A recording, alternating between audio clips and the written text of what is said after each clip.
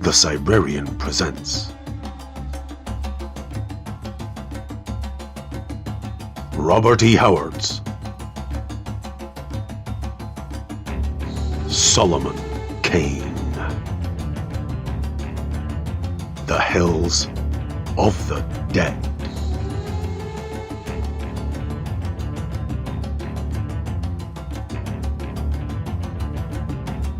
Images courtesy of Unsplash.com. Audio samples courtesy of YouTube Audio Library. Additional voices by Shazria.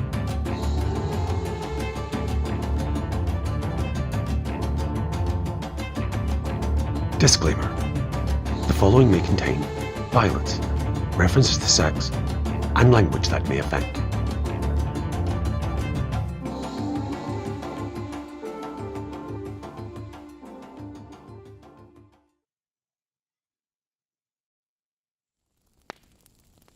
Chapter 1. Voodoo. The twigs which Nalonga flung on the fire broke and crackled. The upleaping flames lighted the countenances of the two men. Nalonga, voodoo man of the Slave Coast, was very old. His wizened and gnarled frame was stooped and brittle, his face creased by hundreds of wrinkles. The red firelight glinted on the human finger bones which composed his necklace. The other was an Englishman, and his name was Solomon Kane. He was tall and broad-shouldered, clad in black, close garments, the garb of the Puritan. His featherless slouch hat was drawn low over his heavy brows, shadowing his darkly pallid face. His cold, deep eyes brooded in the firelight. "You come again, Buddha?" droned the fetish man, speaking in the jargon which passed for a common language of black man and white on the west coast.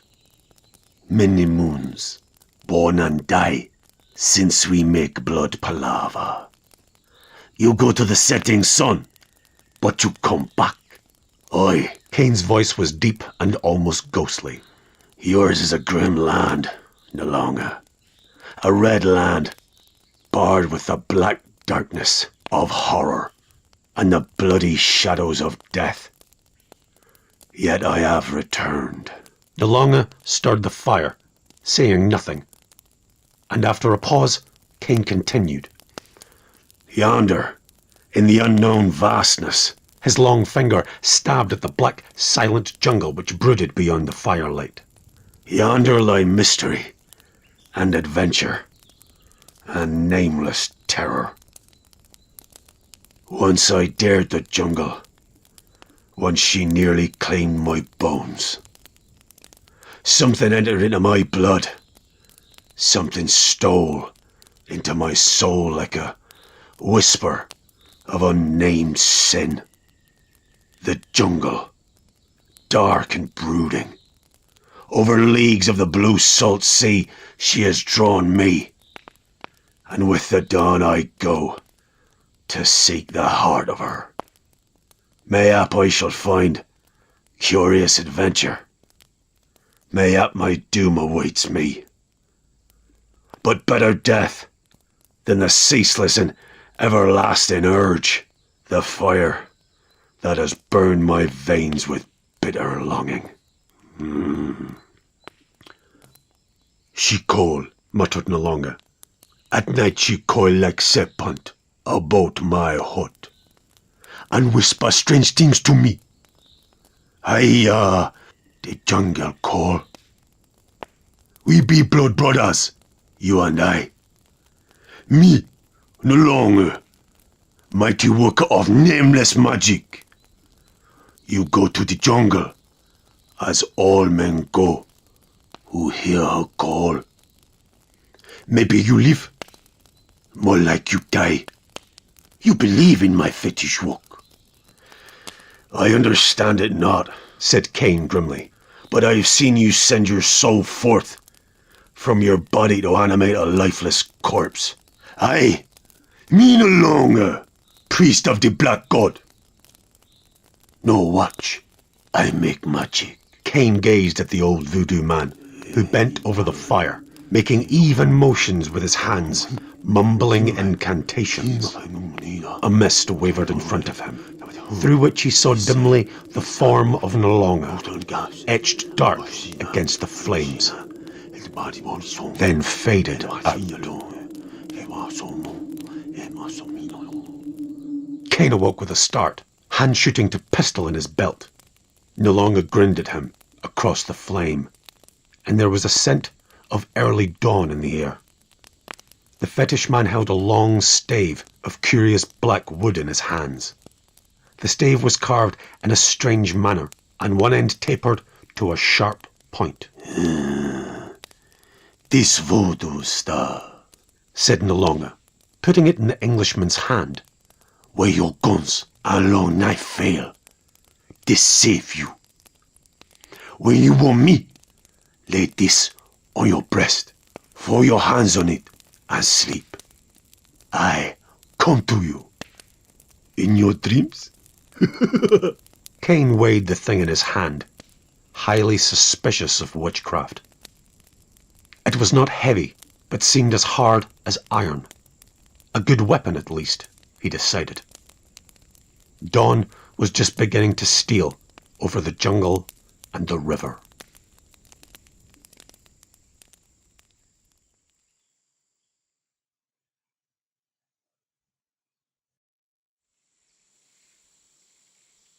Chapter 2.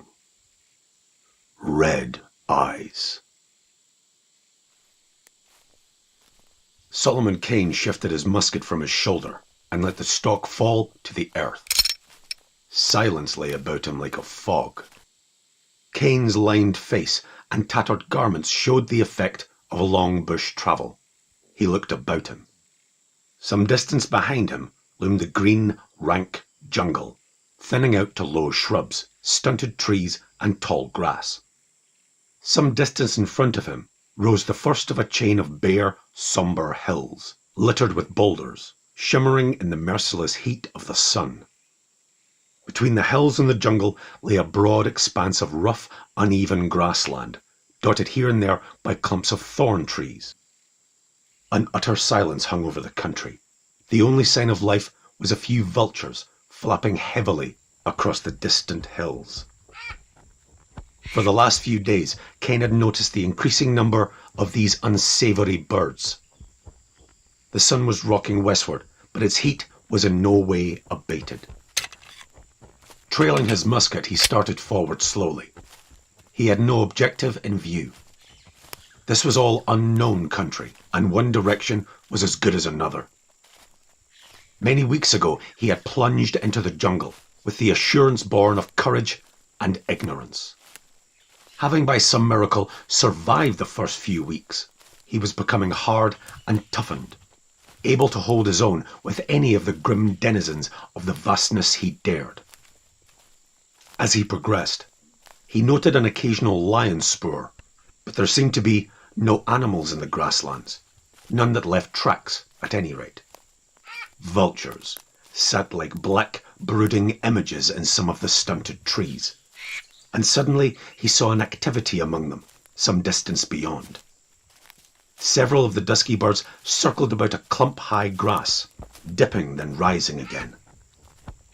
Some beast of prey was defending his kill against them, Kane decided, and wondered at the lack of snarling and roaring which usually accompanied such scenes.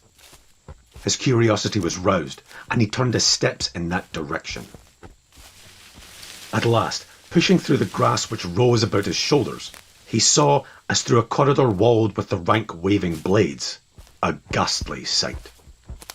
The corpse of a man lay, face down, and as the Englishman looked, a green dark snake rose and slid away into the grass, moving so quickly that Kane was unable to decide its nature, but it had a weird, human-like suggestion about it. Kane stood over the body, noting that while the limbs lay awry as if broken, the flesh was not torn as a lion or leopard would have torn it. He glanced up at the whirling vultures. and was amazed to see several of them skimming along close to the earth, following a waving of the grass, which marked the flight of the thing which had presumably slain the black man. Kane wondered what thing the carrion birds, which eat only the dead, were hunting through the grasslands. But Africa is full of never-explained mysteries. Kane shrugged his shoulders and lifted his musket again. Adventures he had had in plenty since he parted from Nolonga some moons agone. But still that nameless paranoid urge had driven him on and on, deeper and deeper into those trackless ways. Kane could not have analysed this call.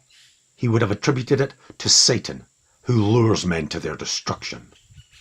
But it was but the restless, turbulent spirit of the adventurer, the wanderer, the same urge which sends the gypsy caravans about the world, which drove the Viking galleys over unknown seas, and which guides the flights of the wild geese. Kane sighed. Here in this barren land seemed neither food nor water, but he had wearied unto death of the dank, rank venom of the thick jungle.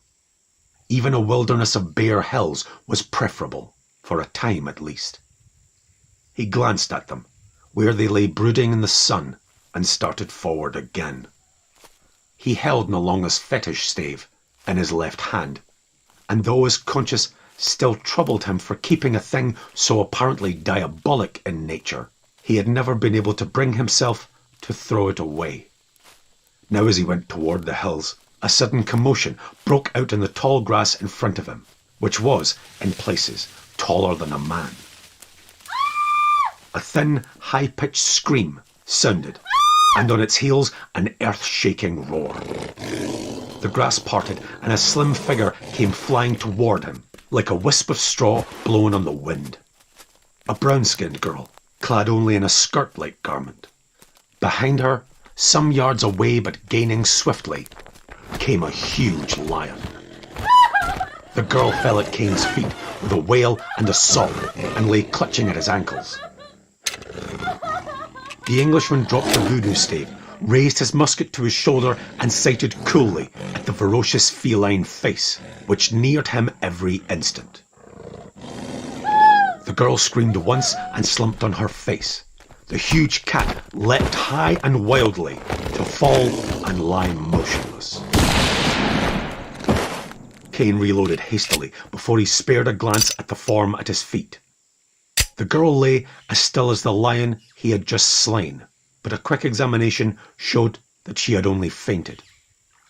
He bathed her face with water from his canteen, and presently she opened her eyes and sat up. Fear flooded her face as she looked at her rescuer, and she made to rise. Kane held out a restraining hand, and she cowered down, trembling. The roar of his heavy musket was enough to frighten any native, who had never before seen a white man, Kane reflected.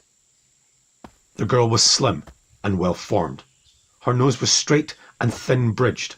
She was a deep brown in colour, perhaps with a strong Berber strain. Kane spoke to her in a river dialect, a simple language he had learned during his wanderings, and she replied haltingly. The inland tribe traded slaves and ivory to the river people, and were familiar with their jargon. My village is there, she answered Kane's question, pointing to the southern jungle with a slim, rounded arm. My name is Zuna.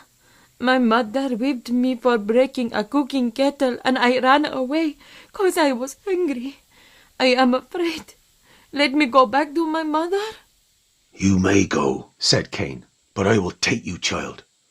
Suppose another lion came along. You were very foolish to run away. She whimpered a little. Are you not a god? No, Zuna. I am only a man, though the colour of my skin is not as yours. Lead me now to your village. She rose hesitantly, eyeing him apprehensively through the wild tangle of her hair. To Kane, she seemed like some frightened young animal. She led the way, and Kane followed.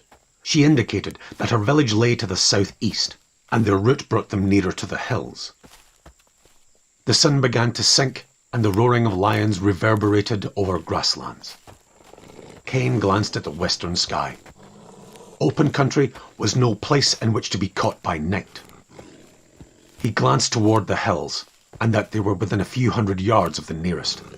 He saw what seemed to be a cave. Zuna, He said haltingly. we can never reach your village before nightfall. If we bide here, lions will take us. Yonder is a cave where we might spend the night. She shrank and trembled. No, not in the hills, master. She whimpered. Better the lions. Nonsense. His tone was impatient. He had had enough of native superstition. We will spend the night in yonder cave. She argued no further, but followed him. They went up a short slope and stood at the mouth of the cavern. A small affair, with sides of solid rock and a floor of deep sand. Gather some dry grass, Zuna, Commanded Kane, standing his musket against the wall at the mouth of the cave. but go not far away, and listen for lions. I will build here a fire, which shall keep us safe from the beast tonight. Bring some grass and twigs you may find, like a good child, and we will sup. I have dried meat in my pouch, and water also. She gave him a strange, long glance, and then turned away without a word. Kane tore up grass near at hand, noting how it was seared and crisp from the sun, and heaping it up, struck flint and steel. Flame leapt up and devoured the heap in an instant. He was wondering how he could gather enough grass to keep a fire going all night, when he was aware that he had visitors. Kane was used to grotesque sights, but at first glance he started, and a slight coldness travelled down his spine. 2 men stood before him in silence. They were tall and gaunt and entirely naked. Their skins were a dusty black, tinged with a grey, ashy hue, as of death. Their faces were different from any he had ever seen. Their brows were high and narrow, their noses huge and snout-like. The eyes were inhumanly large and inhumanly red. As the 2 stood there, it seemed to Kane that only their burning eyes lived. He spoke to them, but they did not answer. He invited them to eat with a motion of his hand, and they silently squatted down near the cave mouth, as far from the dying embers of the fire as they could get. Kane turned to his pouch and began taking out the strips of dried meat which he carried. Once he glanced at his silent guests. It seemed to him that they were watching the glowing ashes of his fire rather than him. The sun was about to sink behind the western horizon. A red, fierce glow spread over the grasslands, so that all seemed like a waving sea of blood. Kane knelt over his pouch, and glancing up, saw Zuna come around the shoulder of the hill with her arms full of grass and dry branches. As he looked, her eyes flared wide.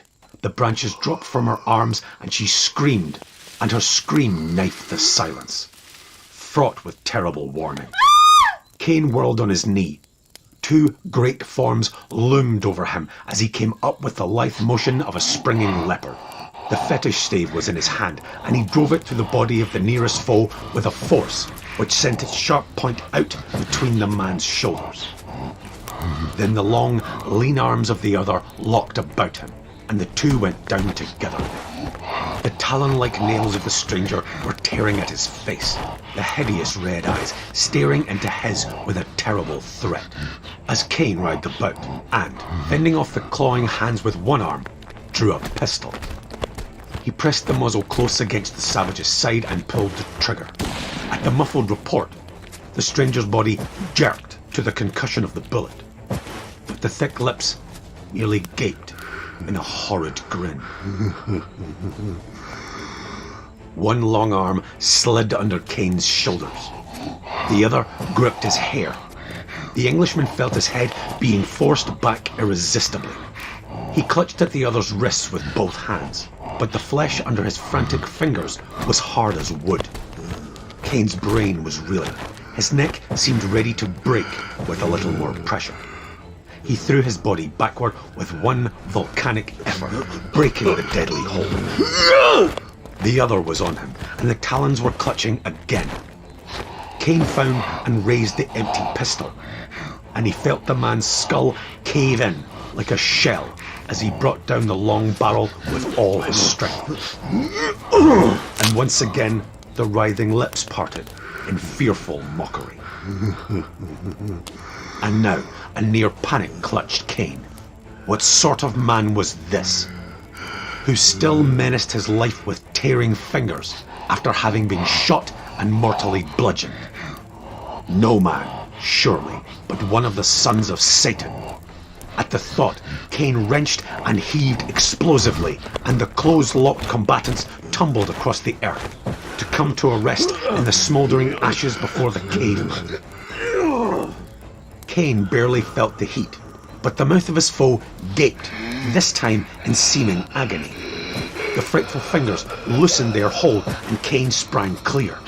The savage creature with its shattered skull was rising on one hand and one knee when Kane struck, returning to the attack as a gaunt wolf returns to a wounded bison. From the side he leapt, landing full on the sinewy back, his steely arms seeking and finding a deadly wrestling hold. And as they went down to the earth together, he broke the other's neck, so that the hideous dead face looked back over one shoulder. The body lay still, but to Kane it seemed that it was not dead, even then, for the red eyes still burned with their grisly light. The Englishman turned to see the girl crouching against the cave wall. He looked for his stave. It lay in a heap of dust, among which were a few mouldering bones. He stared, his brain reeling. Then with one stride he caught up the voodoo staff and turned to the fallen man, his face set in grim lines as he raised it, and then drove it through the savage breast. And before his eyes, the great body crumbled, dissolving to dust as he watched, horror-struck, even as the first opponent had crumbled when Kane had first thrust the stave.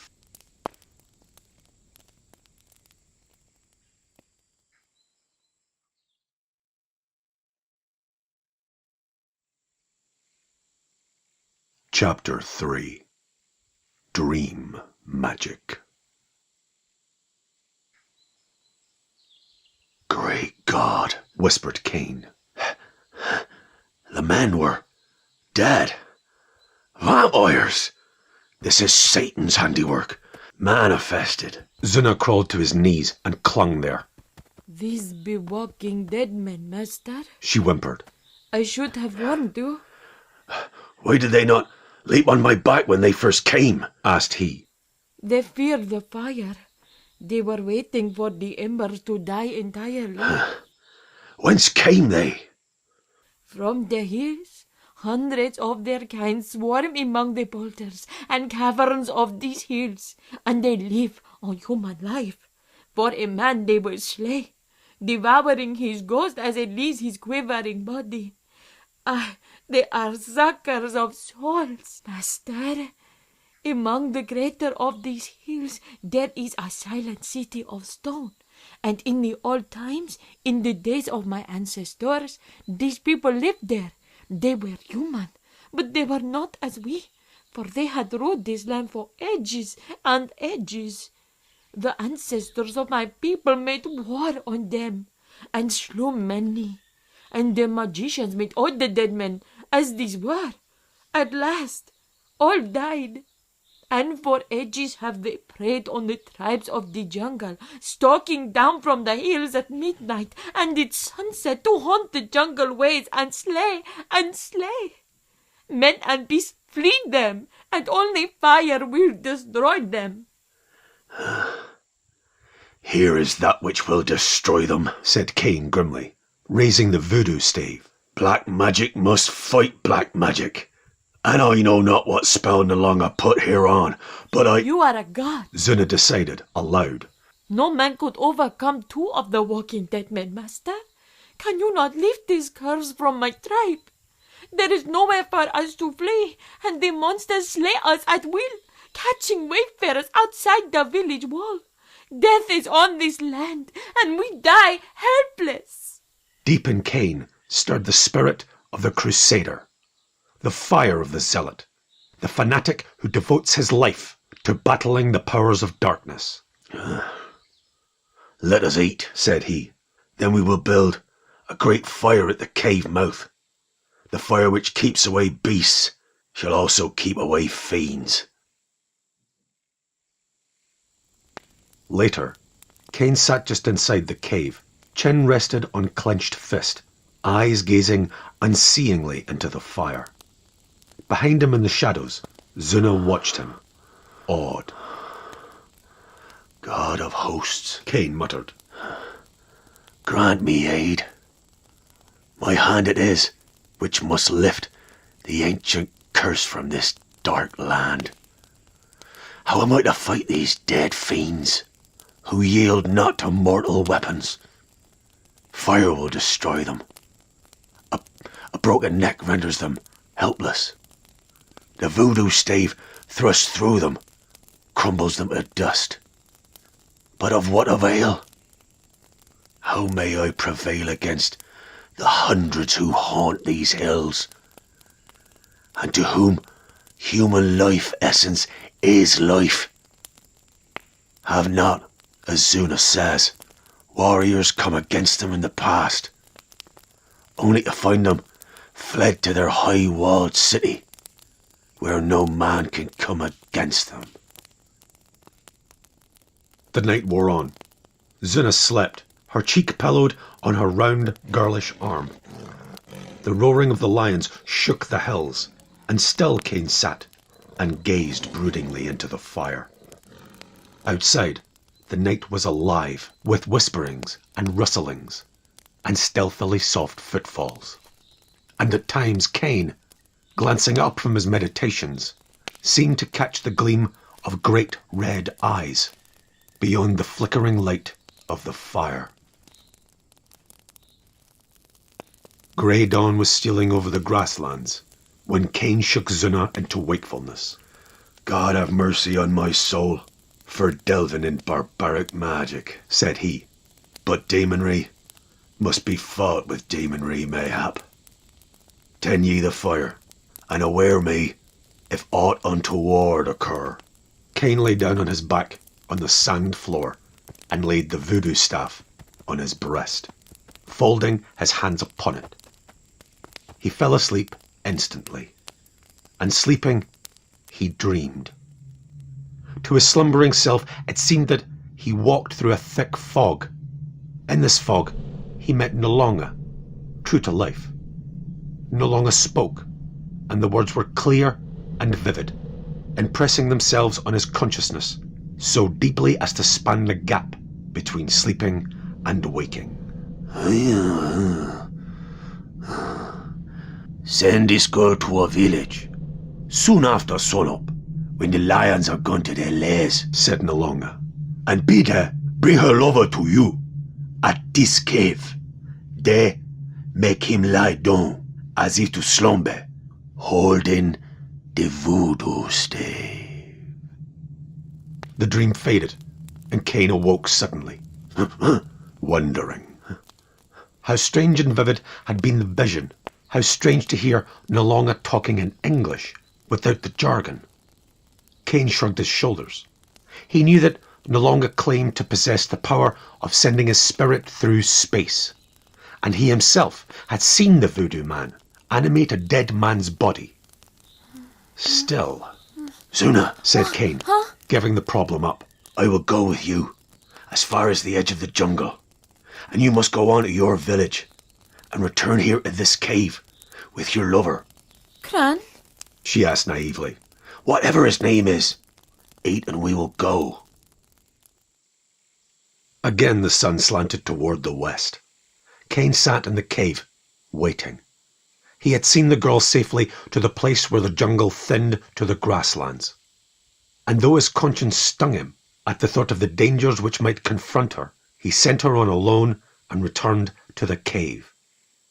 He sat now, wondering if he would not be damned to everlasting flames for tinkering with the magic of a black sorcerer, blood brother or not. Light footfalls sounded, and as Kane reached for his musket, Zuna entered. accompanied by a tall, splendidly proportioned youth whose brown skin showed that he was of the same race as the girl. His soft, dreamy eyes were fixed on Kane in a sort of awesome worship. Evidently the girl had not minimized this new god's glory in her telling. He bade the youth lie down as he directed and placed the voodoo stave in his hands. Here, it's all right. Zuna crouched at one side, wide-eyed.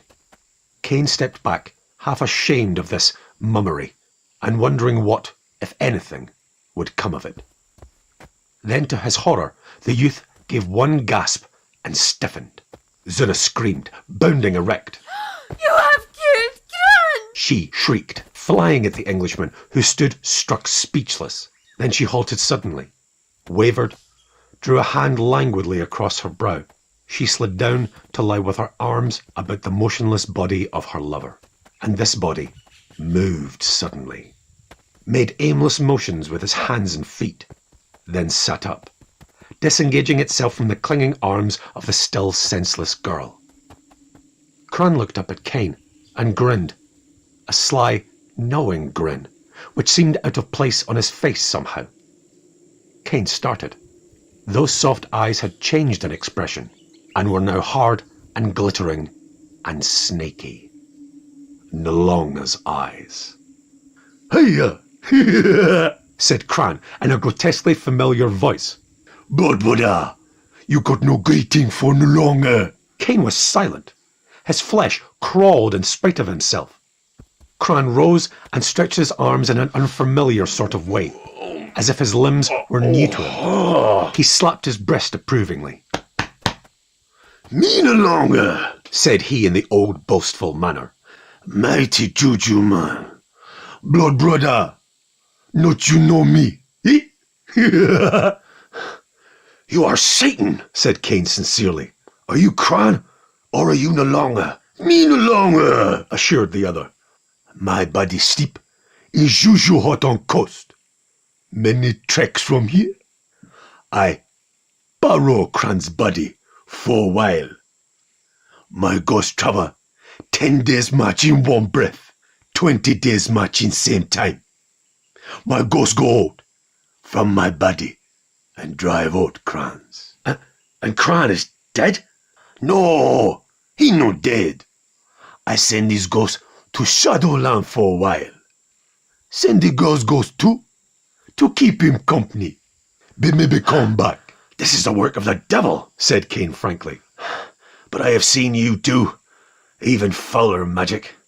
Shall I call you no longer, or Kran? Kran ka, me no longer. Body's like clothes. Me no longer in here no. He rapped his breast. By maybe Kran live along here. Then he be Kran. I be no longer. Same like before. Kran no live along no. No longer live along this one fellow body. Blood brother, I am no longer. Kane nodded. This was in truth a land of horror and enchantment. Anything was possible. Even that the thin voice of Nolonga should speak to him from the great chest of Kran, and the snaky eyes of Nolonga should blink at him from the handsome young face of Kran. This land I know, long time, said Nolonga, getting down to business. Mighty juju, these dead people. No need to waste one fellow time. I know. I talk to you in sleep. My blood brother want to kill out these dead fellows, eh? 'Tis a thing opposed to nature, said Kane somberly. They're known in my land as vampires. I never expected to come upon a whole nation of them.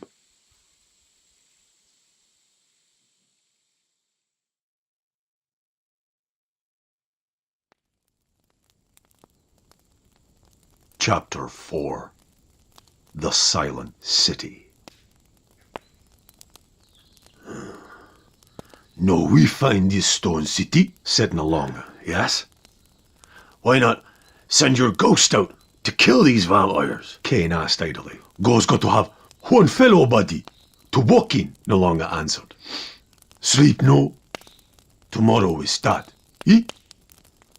The sun had set, the fire glowed and flickered in the cave mouth.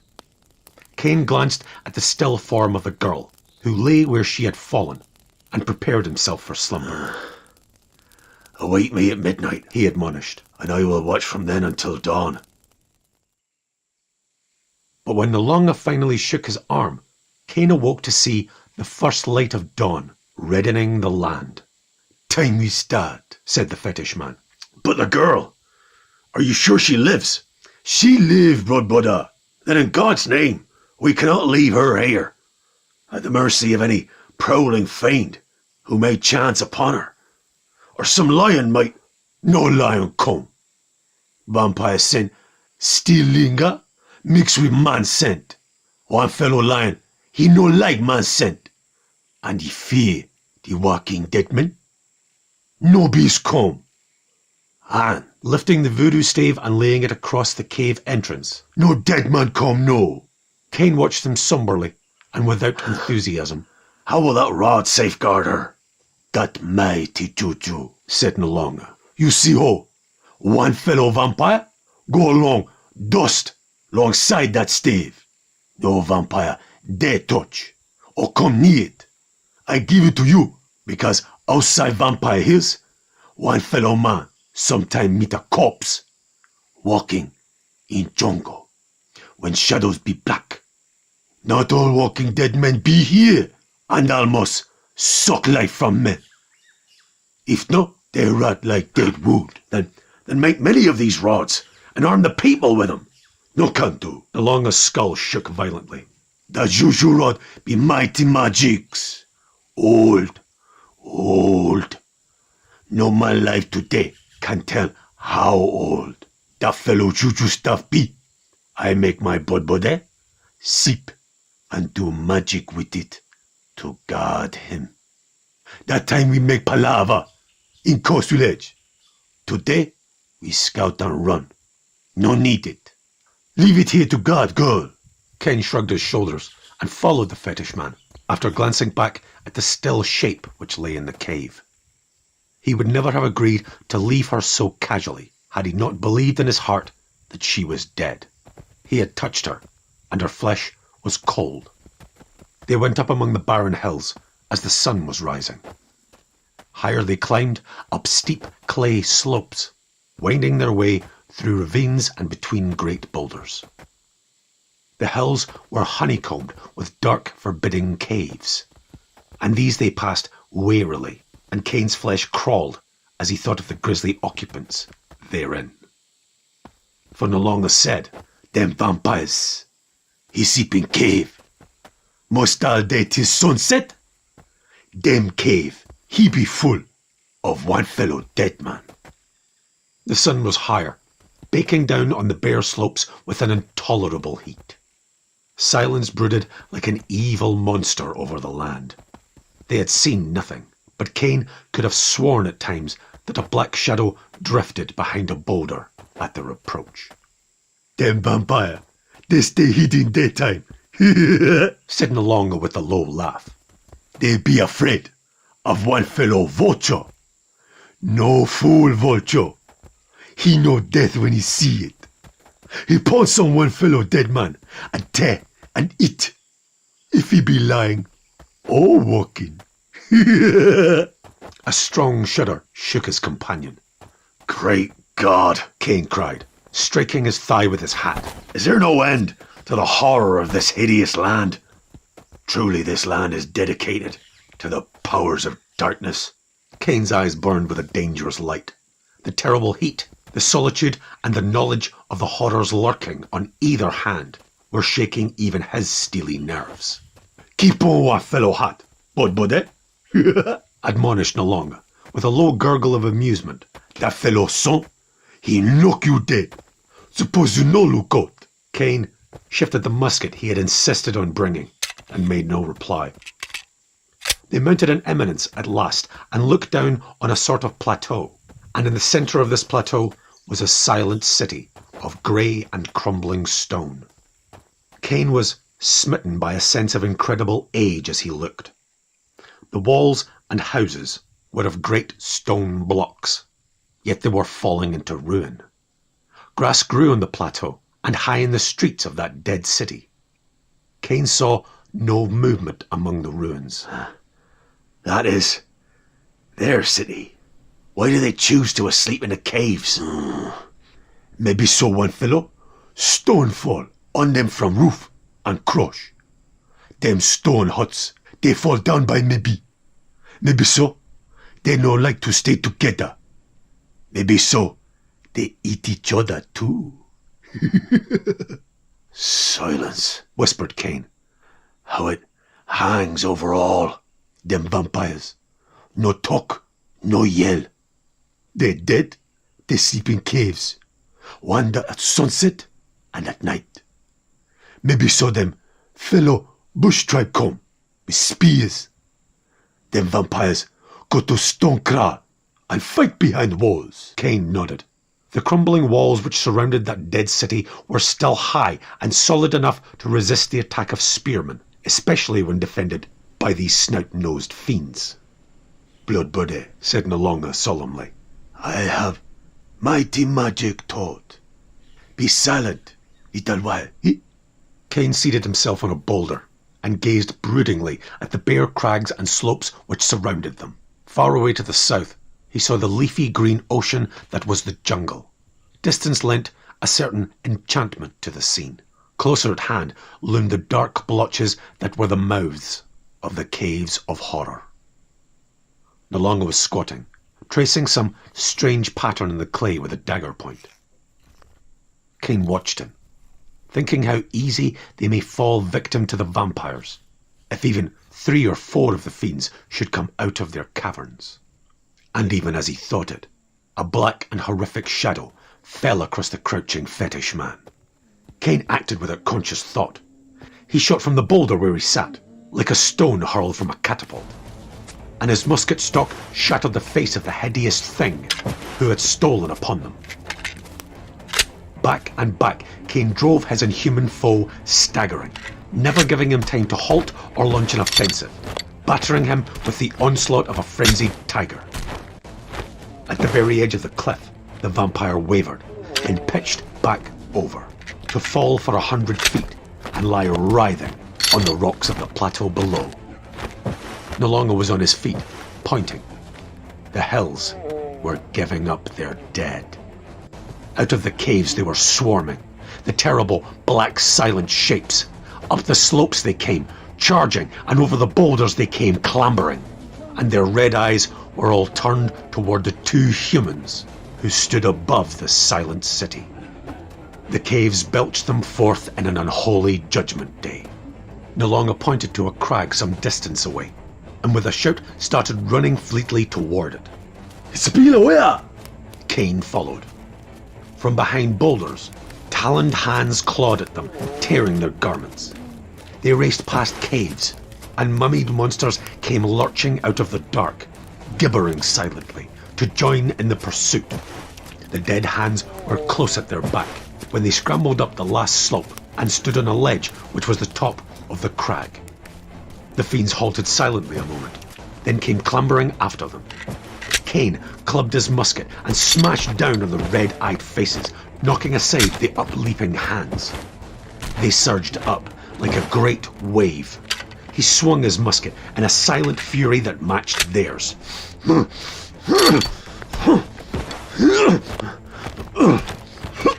The wave broke and wavered back, came on again. He could not kill them. These words beat on his brain like a sledge on an anvil as he shattered wood-like flesh and dead bone with his smashing swings. He knocked them down, hurled them back, but they rose and came on again. This could not last. What in God's name was Nalonga doing? Kane spared one swift, tortured glance over his shoulder. The fetish man stood on the highest part of the ledge, head thrown back, arms lifted as if in invocation. Kane's vision blurred to the sweep of the hideous faces with red, staring eyes. Those in front were horrible to see now, for their skulls were shattered, their faces caved in, and their limbs broken, but still they came on, and those behind reached across their shoulders to clutch at the man who defied them. Kane was red, but the blood was all his. From the long, withered veins of those monsters, no single drop of warm red blood trickled. Suddenly, from behind him came a long, piercing wail. Over the crash of the flying musket stock and the shattering of bones, it sounded high and clear, the only voice lifted in that hideous fight. The wave of vampires washed about Kane's feet, dragging him down. Keen talons tore at him, flaccid lips sucked at his wounds. He reeled up again, dishevelled and bloody, clearing a space with a shattering sweep of his splintered musket. Then they closed in again, and he went down. This is the end, he thought. But even at that instant, the press slackened, and the sky was suddenly filled with the beat of great wings. Then he was free and staggered up, blindly and dizzily, ready to renew the strife. He halted, frozen. Down the slope, the vampire horde was fleeing, and over their heads and close at their shoulders flew huge vultures, tearing and rending avidly, sinking their beaks in the dead flesh, devouring the creatures as they fled. Kane laughed, almost insanely. Defy man of God, but you may not deceive the vultures, sons of Satan. They know whether a man be alive or dead.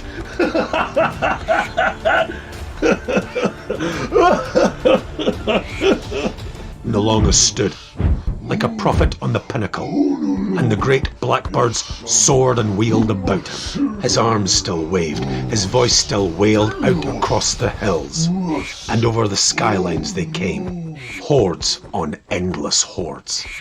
Vultures, vultures, vultures, come to the feast so long denied them.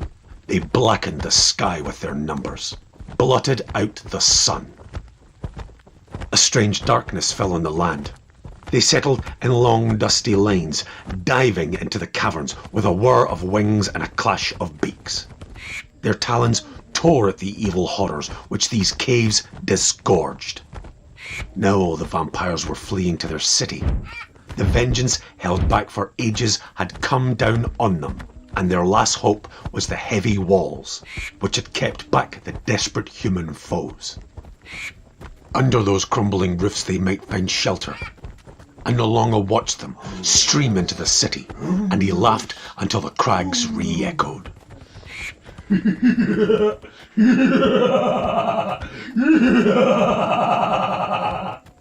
Now all were in, and the birds settled like a cloud over the doomed city, perching in solid rows along the walls, sharpening their beaks and claws on the towers.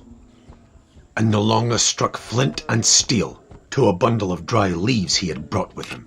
The bundle leapt into instant flame, and he straightened and flung the blazing thing far out over the cliffs. It fell like a meteor to the plateau beneath, showering sparks. The tall grass of the plateau leapt aflame. From the silent city beneath them, fear flowed in unseen waves like a white fog. Kane smiled grimly. The grass is sere and brittle from the drought, he said. There has been even less rain than usual this season.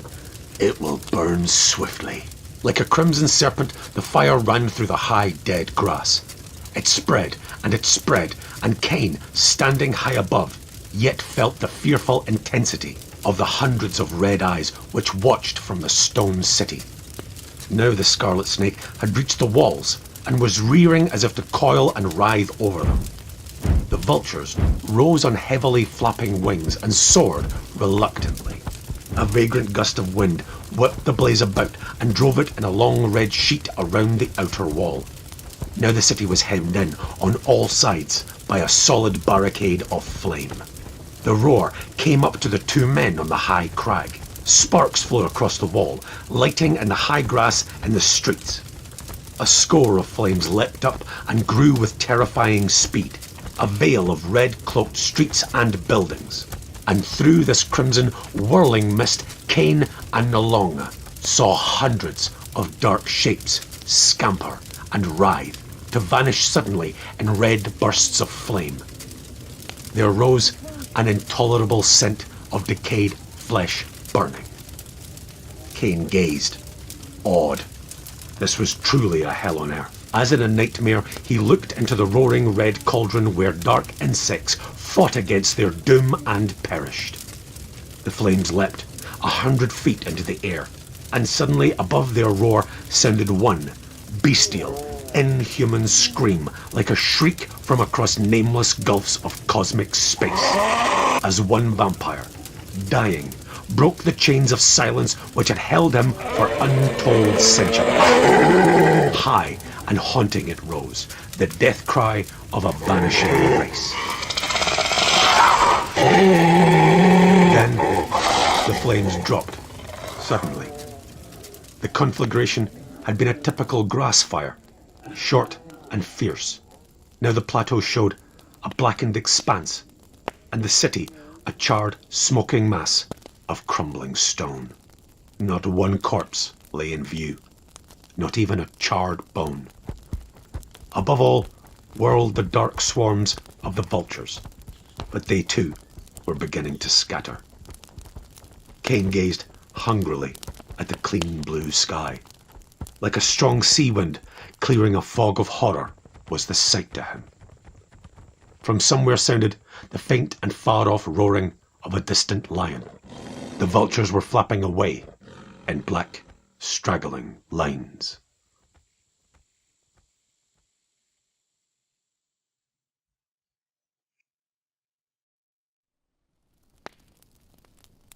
Chapter 5.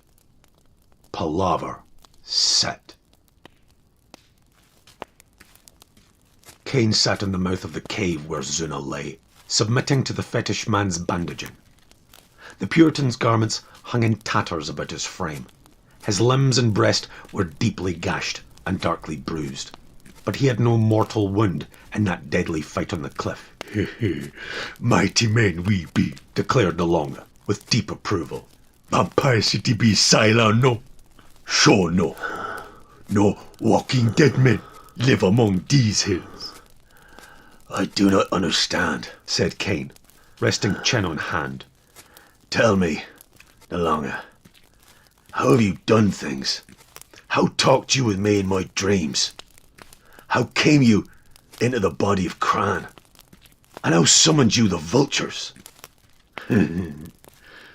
My blood brother, said Nalonga, discarding his pride in his pidgin English to drop into the river language understood by Kane. I am so old that you would call me liar if I told you my age. All my life, I have worked magic, sitting forced at the feet of mighty juju men of the south and the east. Then I was slave to the Bokra and learned more. My brother, shall I span all these years in a moment and make you understand with a word what has taken me so long to learn? I could not even make you understand how these vampires have kept their bodies from decay by drinking the lives of men. I sleep and my spirit goes out over the jungle and the rivers to talk with the sleeping spirits of my friends. There is mighty magic on the voodoo staff I give you. A magic out of the old land, which draws my ghost to it, as a white man's magnet draws metal. Kane listened, unspeaking, seeing for the first time in Nalonga's glittering eyes something stronger and deeper than the avid gleam of the worker in black magic. To Kane it seemed almost as if he looked into the far-seeing and mystic eyes of a prophet of old.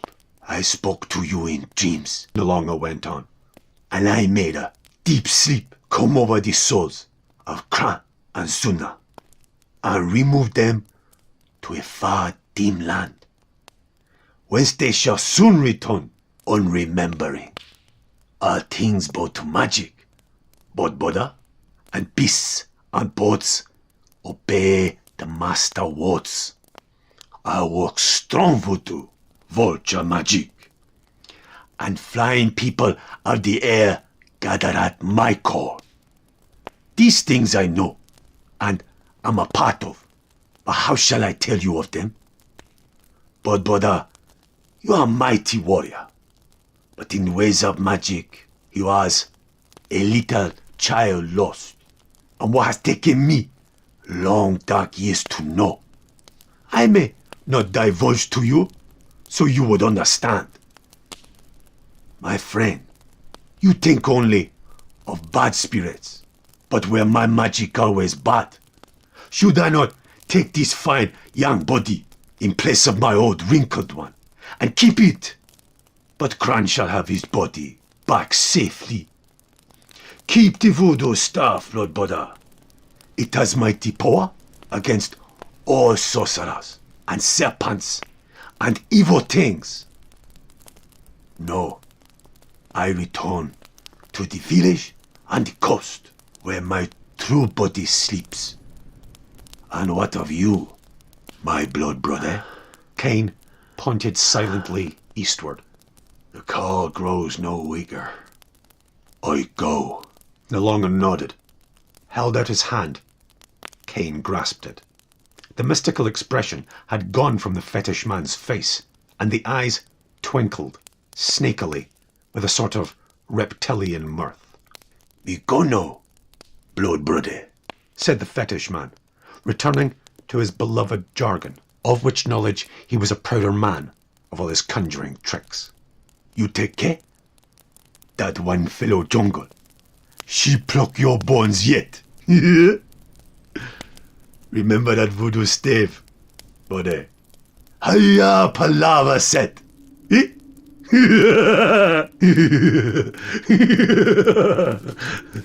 He fell back on the sand, and Kane saw the keen, sly expression of Nalonga fading from the face of Kran. His flesh crawled again. Somewhere back on the slave coast, the body of Nalonga, withered and wrinkled, was stirring in the juju hut, was rising as if from a deep sleep. Kane shuddered.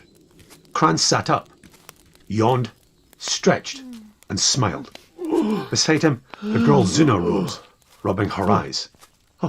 Oh, master, Said Kran, apologetically. we must have slum bed.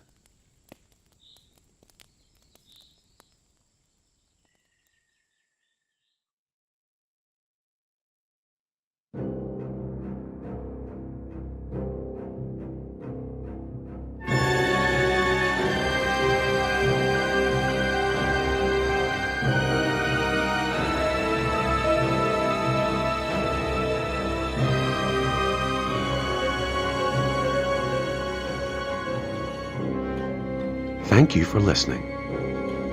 This has been a Siberian production of Robert E. Howard's Solomon Kane, The Hills of the Dead.